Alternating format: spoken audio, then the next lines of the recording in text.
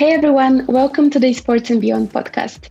Our guest today is Grant Farwell, the founder and chairman of Matcherino. Two players are going to play against each other, and fans are coming in on the forum saying, hey, I'll donate $10. Hey, I'll donate $20. And one of the admins came in onto the forum and said, hey guys, here's my PayPal email. Everyone PayPal me the money, and then I'll send it to the winner.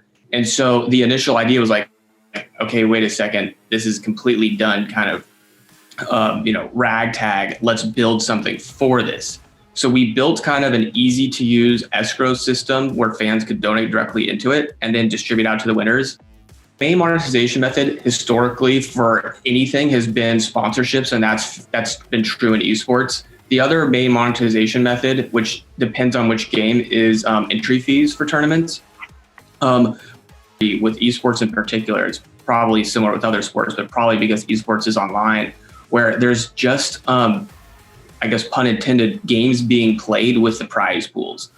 Absolutely. I think monetization is definitely the pain point, as we mentioned briefly, and that's something that most of us also as investors are addressing in this industry and trying to enhance and accelerate that.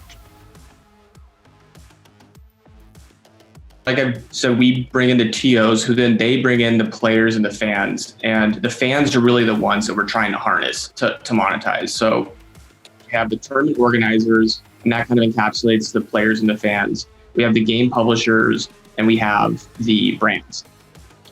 But it's a very symbiotic relationship, obviously, with the publisher and their community. These are kind of power players. They spend a lot in game by buying DLC.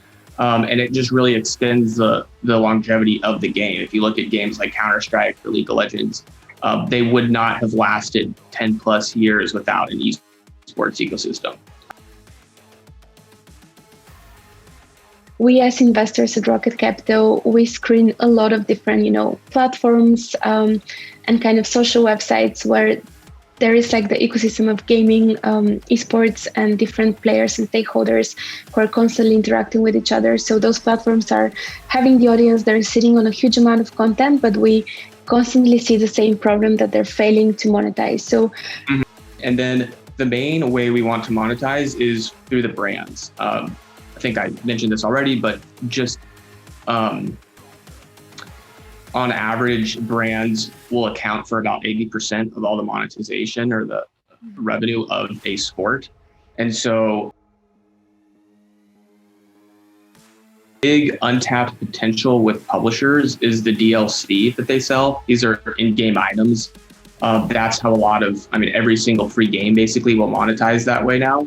And one of the best examples of a game publisher using this to monetize an esport is Valve or Dota 2 with their tournament, The International. So they'll sell DLC and they raise about $30 million just for the prize pool. I think they only put in about 30% of all the DLC sales into the prize pool. So it's almost $100 million that they'll raise just selling DLC.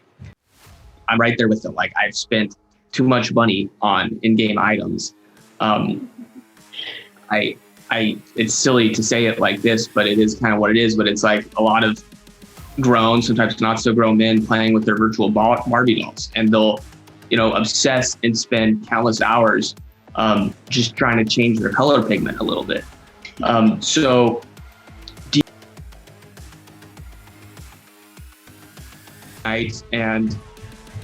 the only other lesson too is just continue to listen to your customer. I mean, we've been so adaptive with our TOs. We've started to be so adaptive with the publishers and with the brands. You just have to, there always is, you want to take what the heart of the idea is and just pivot around that, but you have to find what works for everyone.